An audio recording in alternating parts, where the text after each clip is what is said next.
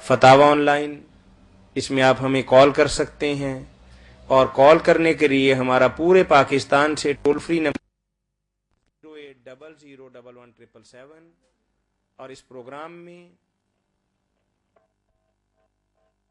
حسب معمول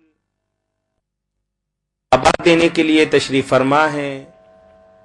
اسٹارٹ میں آپ کی آواز بالکل صحیح تھی، جب آپ نے پروگرام اسٹارٹ کیا تھا نمبر بتایا تھا ہاں تو بالکل صحیح آواز آئی تھی۔ اس کے بعد تو ہم نہ اپنی جگہ سے ہلے ہیں نہ سسٹم کو ہلا۔ اس کے بعد کوئی دیکھے تو پن ہل گئی یا کیا مسئلہ ہوا ہے؟ اب آواز کی کیا کیفیت ہے؟ نہیں، وہ ادھر شور ہے، آواز بالکل کام ہے، میں نے فل ٹی وی کی آواز کی ہوئی ہے۔ ٹھیک اور آپ کو بھی میرا خیال ٹیکس پہ پتا چل رہا ہوگا۔ آ رہی ہے، بالکل آ رہی ہے اور بہت حد تک آ رہی ہے۔ چلیں اشرف صاحب کو بلائیں اندر سے کہ وہ تاروں کو چیک کریں، ممکن ہے کہ ہمارے ہاں لیڈ کے اندر کوئی پرابلم ہو یا کوئی ایسا مسئلہ ہو۔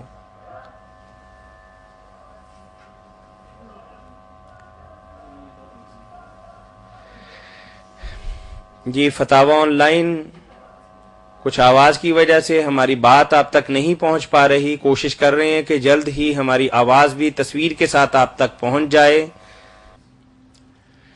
بسم اللہ الرحمن الرحیم، فتاوا آن لائن۔ جی السلام علیکم۔ جی السلام علیکم۔ جی فتاوا آن لائن سے بات کر رہے ہیں ہم، سوال کیجئے۔ سوال کرنے کے لیے ہمارا ٹول فری نمبر ہے 080011717۔ جی مولانا، ہم اسلامی نظام کے حوالے سے بات چلا رہے تھے۔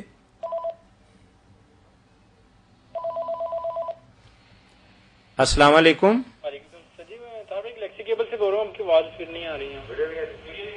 اچھا، پھر بند نہ کیجئے گا، ہم دوبارہ کوئی دیکھتے اسٹیج پہ پہنچ گئے ہیں کہ ہمارے اوپر اتنے قرضے چڑھ گئے ہیں۔ ایک چھوٹا سا گھر ہے میرے پاس، وہ بھی اس میں بھی میکسیمم پیسے میرے والدین نے دے کے لے کے دیا تھا، وہ بھی بیچنے پہ آ گئے ہیں کہ اس کو بیچ دیتے ہیں۔ اللہ رحم۔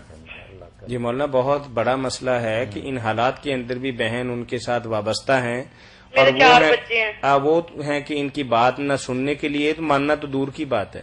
ہاں جی چلیں مولانا بتاتے ہیں جی کچھ۔ بڑا امتحان ہے میری بہن، اللہ تعالیٰ مہربانی فرمائے، ہدایت دے اس کو۔ ہاں جی، اللہ ہدایت دینے والا ہے، اللہ چاہے تو کچھ مشکل نہیں ہے ہدایت دینا۔ نہیں، اللہ کے لیے کوئی مشکل نہیں، مگر یہ بھی آپ جانتے ہیں نا کہ اللہ بھی ہدایت انہیں کو دیتا ہے جو ہدایت ڈھونڈتے ہیں، ورنہ اللہ کے نبی آئے، کتابیں نازل ہوئیں، معجزے دکھائے گئے، جو نامراد نہیں چاہتے تھے وہ بے ہدایت ہی مرے۔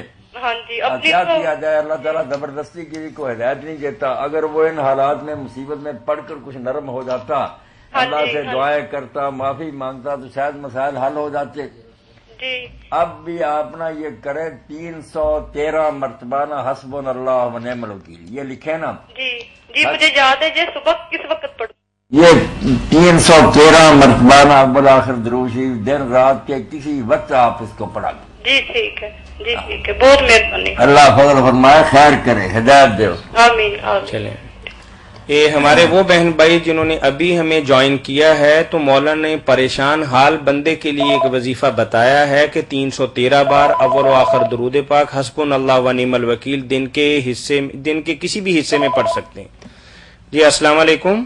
وعلیکم السلام، کی حال ہے جناب؟ ٹھیک ہے جی امین شاہ صاحب ٹھیک ہیں آپ؟ الحمدللہ۔ جی فرمائیے۔ کیا باتیں ہیں کچھ پوچھنی، میں نے آپ کا وہ بھیجا ہوا مراسلہ موصول ہو گیا، ابھی آخر میں بیٹھا ہوں تو طاہر صاحب نے میز پر رکھا ہوا تو میں نے لے لیا۔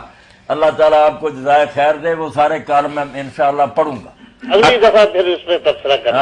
آپ کا وہ مل گیا ہے، مولانا کو پہنچا دیا ہے، مولانا تسلی دیکھ لیں گے اگلی دفعہ انشاءاللہ اس پہ تبصرہ کرنا۔ جی بہت اچھا کیا، اللہ جزائے خیر۔ ایسے کالم جو بھی ہوں آپ سنبھال کر رکھا کریں، مجھے بھیجا کریں۔ آج کے حوالے سے کوئی سوال کرنا چاہیں، کوئی وضاحت؟ ہاں وہ جو کالم پڑھیں گے نا، وہ اگلی دفعہ اس پہ بات کروں گا۔ پھر پوچھنے والی اس میں کچھ چیزیں ہیں، وہ نیکسٹ ٹائم میں پوچھوں گا، کیونکہ آپ پڑھ لیں تو پھر اس پہ گو تھرو ہو جائیں۔ آج کوئی بات ہے آپ کے ذہن میں تو پوچھ لیں۔ ہاں، اس وقت میں یہ پوچھوں گا کہ یہ ایک رسالے کچھ میرے پاس وہ ہمسائے نے دیے ہیں، سبیل الرشاد کے نام سے، لاہور سے کوئی نکلتے ہیں رسالے۔ اچھا، سبیل الرشاد، تو اس میں ایسے ہی ہمارے نقطہ نظر سے تو وہ کافی وہ ہے बरेलवी मकतबा फिक्र के साथ वो जो है ना हमारे साथ वाले, कोई नहीं, वो भी हमारे भाई हैं। हाँ वो भाई हैं वो, लेकिन वो उन्होंने ऐसे वो जानबूझ के वो इम्पोज किया है ना मुझ पे। वो कहने लगे कि वो रफा जुदैन करते हुए मुझे देख ली है ना मस्जिद में। तो वो उन्होंने कहा कि ये वहाबी हैं और वहाबियों के नुक्ता नजर से उनको उन्होंने, मैंने कहा यार इन चीजों की वैल्यू नहीं होती, ना कोई उनकी जरूरत है। आप मौलाना से क्या पूछना चाह रहे हैं? आप अपनी बात बता रहे हैं ना। हाँ, मैं एक उस साले में से कोई एक मैं भारत वो पीछे भी पहले भी मैं गुजारिश ये करूंगा आपसे, अगर कोई मुसलमान दी हुई सूरतें और आयात पढ़ ले तो उसको 9 कुरान पाक और 1000 आयतों का स्वाब मिलेगा। ये सब अल्लाह ताला का फजल है। अच्छा, सूरत फातिहा 3 मरतबा पढ़ने से 2 कुरान का स्वाब, आयतुल कुर्सी पढ़ने से 4। ये अमीन साहब सारी बातें सुन ली मैंने। ये इन लोगों ने अपनी तरफ से बातें बनाई हुई, अल्लाह के कलाम की बरकत का तो अंदाजा ही कोई नहीं। मगर ये चीजें जो लिखते रहते ना, कितनी बार पढ़ ले ये हो जाता है, ये सारा अल्लाह के रसूल पर बुहतान है।